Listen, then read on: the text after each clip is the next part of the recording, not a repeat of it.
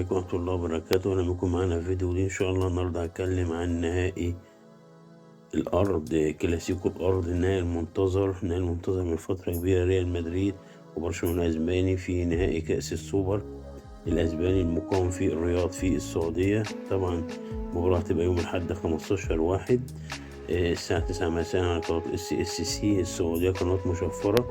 ريال جاي طبعا من فوز على فالنسيا الأسباني بعد ما تعادل مع 1-1، فاز عليه 4-3 ضربات الجزاء. وبرشلونة جاي من فوز على ريال بيتيس بعد ما تعادل معاه 2-2 وفاز عليه ضربات الجزاء 3-2.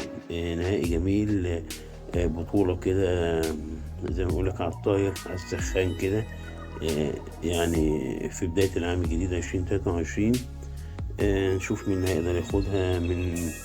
يعتبر من أفضل فرقتين حاليا ريال مدريد في أزهى أيامه، برشلونة برضو مدعم ليفاندوسكي، وريال مدريد برضو مع كريم بنزيما بعد كأس العالم الوضع اختلف. فالاتنين يعني ريال مدريد كريم مسجل في النصف النهائي، ليفاندوسكي برشلونة مسجل في نص النهائي، الاتنين في أفضل حالاتهم. فتعتبر مباراة هتبقى جامدة أوي يعني، فتابعوها ان شاء الله. حتى لو هتتابعوها على النت، بس ان شاء الله تبقى مباراة جميلة جدا ونعمل لكم ملخصاتها. وده كل ما ده في الفيديو. والسلام عليكم ورحمة الله وبركاته.